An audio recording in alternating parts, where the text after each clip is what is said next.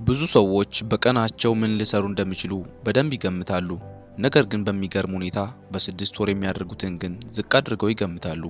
ዛሬ በ6 ወር እንዴት በሚያስደንቅ ሁኔታ ህይወታችንን አሁን ካለበት ተነስተን በቀጣይ 180 ቀናት መቀየር እንደምንችል እናወራለን። ለምን በአመት እንደማልነግራችሁ ታውቃላችሁ? አመት ረጅም ሲሆን ወራት ግን ትርጉም ላለው ለውጥ አጭር ናቸው። እውነቱን ስነግራችሁ በቀጣይ 6 ወራት ህይወታችሁ ላይ አስደናቂ ለውጥን ማምጣት ትችላላችሁ። ምን እንደሚያስደንቀኝ ታውቃላችሁ? ብዙ ሰዎች ጊዜያቸውን የሚያባክኑት ስለ ቀጣዩ መዝናኛቸው በማቀድ ነው። እንዲህም ያደርጋሉ፣ ሆቴልን ይመርጣሉ። ነገር ግን ቢያንስ ለ30 ደቂቃ ስለ ወደፊታቸው አያቅዱም። ይደንቃል። እናንተ ግን እንዲህ አይደላችሁም። ምክንያቱም ዛሬ የለውጥ ጊዜን ለማምጣት አምናችሁ እዚህ ተገኝታችኋል። እስቲ አንድ ጥያቄን ልጠይቃችሁ። አሁን ያላችሁበትን ነገር በተደጋጋሚ እያደረጋችሁ ብትቀጥሉ ከዛሬ 6 ወር በኋላ ተመሳሳይ ስራ፣ ገቢ፣ ችግር፣ ተመሳሳይ ህይወት ነው የሚኖራችሁ? እንደዚያ ከሆነ ለምን ምርጫችሁን አትቀይሩም? ከጊዜው ጋር አብራችሁ ተራመዱ። ስለ 6 ወር እቅድ በጣም የሚያስገርም ነገር ተአማኒና ተጨባጭ መሆኑ ነው። እኔም ሪያሊስቲክ አርጀንሲ ብዬ ነው የምጠራው። ሳትሳነፉ ለ6 ወራት በተከታታይ ትክክለኛውን ነገር ካደረጋችሁ ትክክለኛ ለውጥን ማምጣት ትችላላችሁ። እናም ትክክለኛ ለውጥን ለማምጣት በቂ ጊዜ አላችሁ። አሁን መሰረታዊ የሆኑ ህይወታችሁን የሚቀይሩ መመሪያዎችን፣ ስኬታማ ፍንጮችን ልንገራችሁ። በረጅም ዓመታት ልዩነት ስኬት ሊያስመዘግብ የቻልኩት 4000 ነገሮችን በማድረግ ሳይሆን 6 ወይም 7 ነገሮችን ለ4000 ጊዜ በማድረጌ ነው። ድግግሞሽ የልማድ እናት ስትሆን ወጥነት ደግሞ የስኬት አባት ነው። የ6 ወር ለውጥ የመጀመሪያዎቹ ቁልፍ ጊዜያት ውስጥ ጥራት ወሳኝነት አለው። ምን እንደምትፈልጉ ወይም ምን አይነት ለውጥን ማምጣት እንደምትፈልጉ ግልጽ አድርጋችሁ አስቀምጡ። የተድበሰበሰ ወይም ብዥ ያለ ግብ ካስቀምጣችሁ ውጤታችሁም የተድበሰበሰ ወይም የማያረካ ይሆናል። ጥርት ያለ ግብ ጥርት ያለ ውጤትን ያመጣል። ይህን ልብ በሉ። ጥራት ኃይል ነው። የትኛውን የምትፈልጉትን ነገር በጥራት ስታስቀምጡ ምድር ያንን የምትፈልጉትን ነገር ለእናንተ ለመስጠት ትተባበራለች።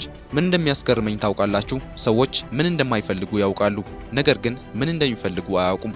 በቀናቸው ውስጥ ምን መጥፎ እንደሆነ ይነግሯቸዋል፣ ስለ ህይወታቸው፣ ስለ ስራቸው፣ ስለ ፍቅር ግንኙነታቸው። ግን እነርሱን ምን እንደሚፈልጉ ብትጠይቋቸው መደነቃቀፍ ይጀምራሉ። ለዚያ ነው ገና ከመጀመሪያው በዚህ ጥያቄ ጀመርነው፣ እርሱም ጥራት ነው። ዛሬ ምሽት በህይወታችሁ የምትፈልጉትንና በ6 ወር ውስጥ ማሳካት የምትፈልጉትን ነገሮች በወረቀት ላይ በግልጽና በዝርዝር አስቀምጡ። ጥርት ያለና እንቅጩን ይሁን። ደስተኛ መሆን እፈልጋለሁ ብላችሁ አትጻፉ፣ ግን ገቢዬን በ40% መጨመር እፈልጋለሁ ብላችሁ ጻፉ። 12 መጻፍትን አነባለሁ፣ ከክብደቴ ላይ 20 ፓውንድ ቀንሳለሁ፣ እናም በጎን የራሴን ቢዝነስ ከፍታለሁ። ተመልከቱት፣ ምንም የተበሰበሰና ብዥ ያለ ነገር የለውም። ሁለተኛው ቁልፍ ህይወታችሁን በ6 ወር ውስጥ የሚቀይርላችሁ ፊሎሶፊ ኦፍ ላይፍ ብዬ የሚጠራው ነገር ነው። ይህ ህግ የትኛውንም ህይወታችሁ ውስጥ የሚገለጠው ነገር በመጀመሪያ አስቀድማችሁ እናንተ የተገበራችሁት ነገር ነው። የመቅዘፊያ አቅጣጫችሁን ንፋሱ አይደለም የሚመራችሁ። አንድ ምስጢር ልንገራችሁ። ስኬት የሆነ አስማታዊ ወይም ምታታዊ ነገር አይደለም። ስኬት በወጥነት የተተገበረ ተፈጥሯዊ ውጤት ነው። በቀላሉ የሚተገበር ነገር ውጤቱም ቀላል ነው። ነገር ግን አንድ መጽሐፍ 10 ገጽ ማንበብ ቀላል አይደለም። ከገቢያችሁ ላይ 10% መቆጠብ ቀላል አይደለም። አሁን ላይ ወደ ሶስተኛው ቁልፍ ልሻገር፣ እርሱም የመተባበር ኃይል ነው። ይህ መመሪያ በፍጹም እንዳትረሱ። እናንተ ማለት ብዙ ጊዜያችሁን አብራችሁ የምታሳልፏቸው 5 ሰዎች አማካይ ናችሁ። አሁን ግን ለቀጣይ 6 ወራት አብረዋችሁ ጊዜ የሚያሳልፉ ሰዎችን ዝርዝር አዘጋጁ። አንዳንድ ሰዎች በርቀት ይዋደዳሉ። ያ ስሜት አይሰጥም። ታውቃላችሁ፣ ወደ ስኬት ጉዞን ስታደርጉ ከሁለት አይነት ሰዎች ጋር ትገናኛላችሁ። እነዚህም አንደኞቹ አነሳሽ ሲሆኑ፣ ሁለተኛዎቹ ደግሞ የሚያዳክሟችሁ ናቸው። በቀጣይ 6 ወራት በስራችሁ ስኬታማ ለመሆን የሚያነሳሷችሁን ማብዛትና የሚያዳክሟችሁን መቀነስ ይጠበቅባችኋል። በቃ ይህን ያክል ቀላል ነው። ስለ ሰዎች ብቃት አንድ የሚያስገርመኝን ነገር ልንገራችሁ። አብዛኛው ሰው ከትክክለኛው የመስራት አቅሙ 20% ብቻ ነው የሚጠቀመው። ለምን እንደሆነ ታውቃላችሁ? ምክንያቱም በያዙት ነገር ምርጥ ለመሆን ጽናት ስለሌላቸው ነው። ዛሬ አንዱን ነገር ከሰሩት በሌላኛው ቀን ደግሞ በሱ ፈንታ ሌላ ነገርን ይሞክራሉ። በመቀጠል የምነግራችሁ በቀጣይ 6 ወራት ህይወታችሁን የሚቀይረው አራተኛው ቁልፍ ጆርናል ማድረግ ነው። በቀጣይ 6 ወራት ህይወታችሁን ዘግቡ። ይህ የህይወታችሁ ተማሪ ያደርጋችኋል። እድገታችሁን ተከታተሉት። በየቀኑ ምልከታችሁን አስፍሩ። ይህም በሚያስገርም ሁኔታ ህይወታችሁን ቀስ እያለ ሲቀየር እንድታዩት ያደርጋችኋል። እስቲ አንድ ምሳሌን ልስጣችሁ። አንድ ጥሩ መጽሐፍ 10 ገጽ በየቀኑ ብታነቡ በ6 ወር 1800 ገጾችን እንድታነቡ ያስችላችኋል። ያም ማለት በትንሹ 6 ወይም 7 መጽሐፍቶችን ማንበብ እንደማለት ነው። እውነቱን ስነግራችሁ ለቀጣይ 6 ወራት የተመረጡ 7 መጽሐፍቶችን ብታነቡ የምትሰበስቡት ዕውቀትና ጥበብ ህይወታችሁን ይቀይረዋል። ቀጣዩ መመሪያ ስኬት እናንተን አያሳድዳችሁም፣ ይልቅ እናንተ በማንነታችሁ ስኬትን ትስቡታላችሁ እንጂ። በቀጣይ 6 ወራት ትኩረት ማድረግ ያለባችሁ የማንነት ለውጥን ማምጣት ላይ ነው። ከስራችሁ በላይ ጠንክራችሁ መስራት ያለባችሁ በራሳችሁ ላይ ነው። አምስተኛው ህይወት ቀያሪ ህግ ይህ ሲሆን የኢንቨስትመንት ኃይል ነው። እያወራው ያለሁት ስለ ገንዘብ አይደለም። እያወራው ያለሁት ራሳችሁ ላይ ስለ መስራትና ኢንቨስት ስለማድረግ ነው። ከትምህርት ቤት የምታገኙት ዕውቀት ለመኖር ሲጠቅማችሁ፣ ራሳችሁን ማስተማራችሁ ደግሞ ለደስተኛና የተሟላ ኑሮ ለመኖር ያስችላችኋል። አንድ ጥያቄን ልጠይቃችሁ። ባለፉት ዓመታት ራሳችሁን ለማሳደግ ምን ያህል ኢንቨስት አድርጋችኋል? ብዙ ሰው ሁለቴ እንኳን ሳያስብ ለአንድ ራት $100 ያወጣል። ነገር ግን በ$100 መጽሐፍ ለመግዛት ወይም ህይወቱን ለሚቀይርለት ሴሚናር ለማውጣት ይንቀጠቀጣል። ምክንያቱም አዝናኝ አይደለም።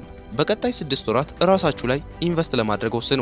መጽሐፍቶችን፣ ሴሚናሮችን፣ ኮቺንጎችን ለመግዛት ኢንቨስት አድርጉ። የሆነ መድ የምትፈልጉበት መንገድ ካለ እነርሱ ከናንተ በላይ ያንን መንገድ ያውቁታል። ስለዚህ የሚያውቁትን ነገር ለመግዛት ኢንቨስት አድርጉ። ስድስተኛው ቁልፍና ለ6 ወር ማድረግ ያለባችሁ ተአምራዊ መጨመር ብዬ የምጠራው ነው። ትንንሽ ለውጦች በተደጋጋሚ ከተተገበሩ በጊዜ ሂደት አስደናቂ ለውጥን ያመጣሉ። አንድ ነገር ስነግራችሁ በየቀኑ ለ6 ወራት 1% ብታድጉ ወይም ደግሞ አንድን ተግባር ብትተገብሩ 180% ከጀመራችሁበት የተሻለ እድገትን ታስመዘግባላችሁ። ይህም የእድገት መደራረብ ነው። እጅግ የሚያስገርመው ነገር ብዙ ሰዎች የሆነን ትልቅ ነገር ለመተግበር ይጠብቃሉ። ነገር ግን ትልቅ ነገር እንዲፈጠር ትክክለኛ ጊዜንም ይጠብቃሉ። ግን ስኬት በዚያ መንገድ አይሰራም። ስኬት የሚገነባው ቀን በቀን፣ ሳምንት በሳምንት፣ ወር ከወር ከሚደረጉ ብዙ ሺህ ትንንሽ ውሳኔዎች ነው። ሰባተኛው ቁልፉ ኃይል ግብ ነው። አዎ፣ ከዚህ በፊት ስለ ግብ ማውጣት ሰምታችሁ ይሆናል። አሁን ግን የተለየ ነገርን ልንገራችሁ። ብዙ ሰዎች ግብን ሲቀርጹ የሚፈልጉትንና ለማሳካት የሚመኙትን ነገር ይጽፋሉ። ነገር ግን ለቀጣይ 6 ወራት ትልቅና የሚያስፈራችሁን እቅድ ጻፉ። የእናንተ እቅድ የማያስፈራችሁ ከሆነ ትልቅና ብቁ አይደለም ማለት ነው። ነገር ግን ዋናው ቁልፍ ነገር ይህ ትልቅ ግብ በቀን ወደሚደረጉት ትንንሽ ተግባራት ከፋፍሉት። ስኬት ማለት በድንገት ያደረጋችሁት ሳይሆን በወጥነት የተገበራችሁት ነገር ነው። አሁን ብዙ ሰዎች ወደማያስተውሉት ስለ አካባቢ ኃይል እናወራለን። ያላችሁበትን አካባቢ ወይም ኢንቫይሮንመንት ወይ ያነሳሳችኋል ወይ ያዳክሟችኋል። ለሚቀጥሉት 6 ወራት በንቃት አካባቢያችሁን ለግባችሁ በሚመች መልኩ በሚገባ አደራጁ። ቢሮአችሁን፣ ቤታችሁን ኃይልና መነሳሳትን በሚሰጣችሁ ነገር አዋቅሩ። ይህ ህግ ህይወቴን ቀይሮታል። መዳረሻችሁን በአንድ ሌሊት አትቀይሩትም፣ አቅጣጫችሁን ግን በአንድ ሌሊት ትቀይሩታላችሁ። 6 ወራት በተሟላ ሁኔታና በደስታ መተግበር ከፈለጋችሁ ይህን ማድረግ ይጠበቅባችኋል። አንድ ነገር ልንገራችሁ። ስኬት ማለት ምን የለኝም ማለት ሳይሆን ባለኝ ነገር ምን እየሰራው ነው ማለት ነው። በቀጣይ 6 ወራት ትኩረት ማድረግ ያለባችሁ አሁን በእጃችሁ ያለውን ነገር ማሳደግ ላይ ነው። 8ኛው ህይወታችሁን የሚቀይረው ቁልፍ ፓወር ኦፍ ስታንዳርድ ብዬ የሚጠራው ነገር ነው። ታውቃላችሁ፣ ህይወታችሁ የሚጓዝበት አቅጣጫ በእናንተ ስታንዳርድ ልክ ነው። ስታንዳርዳችሁን ከፍ የምታደርጉት ከሆነ ህይወታችሁም ከፍ ይላል። ስታንዳርዳችሁን ዝቅ የምታደርጉትም ከሆነ ህይወታችሁም ዝቅ ያለ ይሆናል። ያን ያክል ቀላል ነው።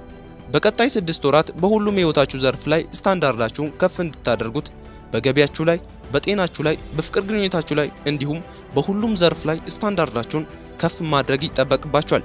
በህይወታችሁ ላይ ደረጃችሁን ከፍ አድርጉ። ስለ ሰው ሳይኮሎጂ አንዱ የሚገርመኝን ነገር ልንገራችሁ። እርሱም ስለ ኤክስፔክቴሽን ወይም ስለ መጠበቅ ነው። ትንሽ የምትጠብቁ ከሆነ ትንሽ ነገርን ታገኛላችሁ። ትልቅ ነገር የምትጠብቁ ከሆነ ትልቅ ነገርን ታገኛላችሁ። በቀጣይ 6 ወራት ኤክስፔክቴሽናችሁን ከፍ አድርጉት። ሰው ለእናንተ ከሚመኝላችሁ በላይ እናንተ ለራሳችሁ ተመኙ።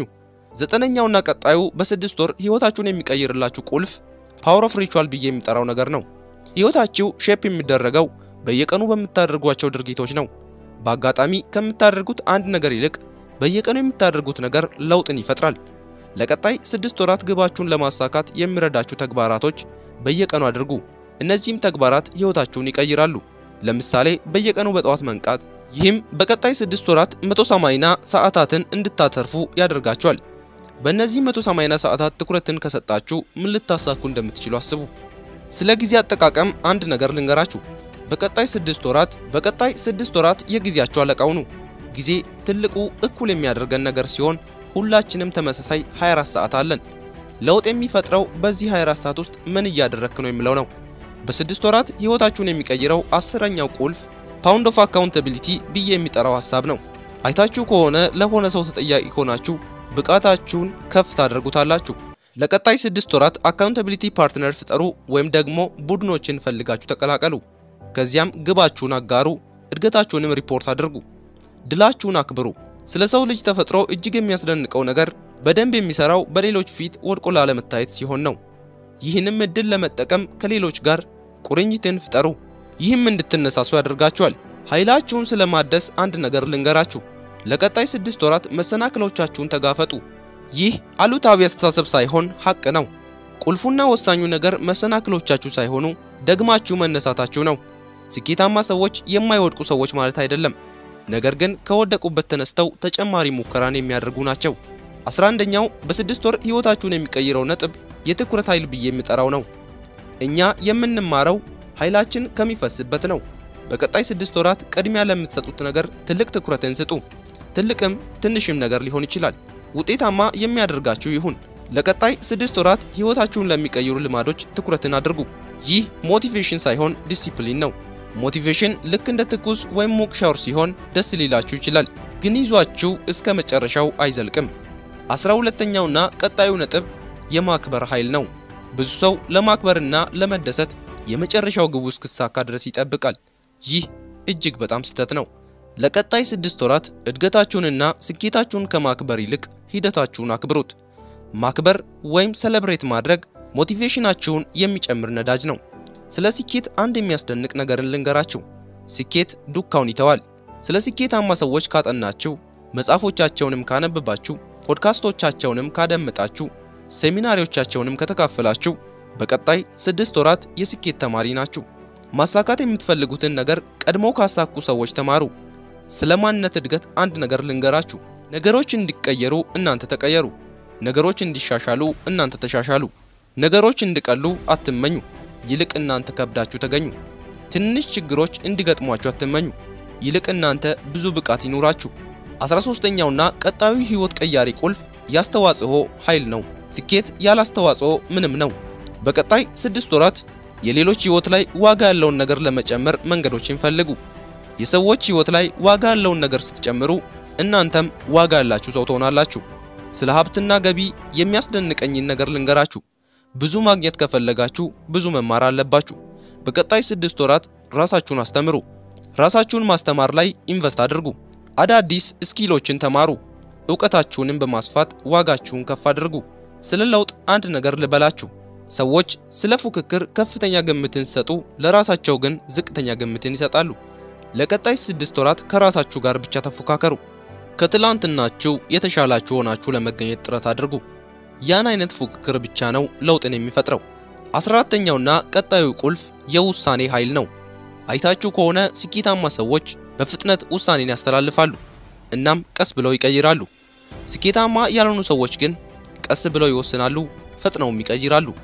ለቀጣይ 6 ወራት የውሳኔ ሰው መሆን አለባችሁ። ዛሬ የምትወስኑት እያንዳንዱ ውሳኔ ነገያችሁን ይቀርጻል። በቀጣይ 6 ወራት የምትወስኗቸው ውሳኔዎች የወደፊት ህይወታችሁን ይሰሩታል። ስለ ስኬት አንድ ምስጢር ልንገራችሁ። ስኬት ማለት አቅጣጫና መንገድ እንጂ መዳረሻ አይደለም። ለቀጣይ 6 ወራት በትክክለኛው አቅጣጫ ተጓዙ እንጂ ስለ እድገትና ፍጹምነት አትጨነቁ። እድገት ከደስተኝነት ጋር እኩል ነው። ቀጣዩና 15ኛው ህይወት ቀያሪ ነጥብ የአመስጋኝነት ኃይል ብዬ የሚጠራው ነው። አመስጋኝነት ባለን እንድንደሰት ያደርገናል። ለቀጣይ 6 ወራት የምታመሰግኑባቸውን ነገሮች ጻፉ። በየቀኑ 3 የምታመሰግኑባቸውን ነገሮች ጻፉ። ስለ ሰው ልጅ ጭንቅላት እጅግ በጣም የሚያስገርመውን ነገር ልንገራችሁ። አድናቆትን መውደዱ እጅግ በጣም ይገርማል። በቀጣይ 6 ወራት እድገታችሁን፣ ውጣ ውረዳችሁን፣ እድሎቻችሁን አድንቁ። ብዙ ማመስገን ብዙ እንድታገኙ ያደርጋችኋል። ለቀጣይ 6 ወራት እድገትን፣ ሂደትን፣ ውጤታማነትን ምረጡ።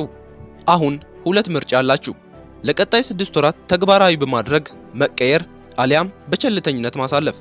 ጊዜና እድል አላችሁ፣ መጠቀም ግን የእናንተ ድርሻ ነው። ጂም ሮን። ውድ የዩቲዩብ ቻናል ቤተሰቦች እስከመጨረሻው አብራችሁን ስለቆያችሁ ከልብ እያመሰገንኩ ይህን ቪዲዮ ከወዳችሁት ላይክ አድርጉ። እንዲሁም ለዚህ ቻናል አዲስ ከሆናችሁ ሰብስክራይብ ማድረግ ቤተሰብ ይሁኑ።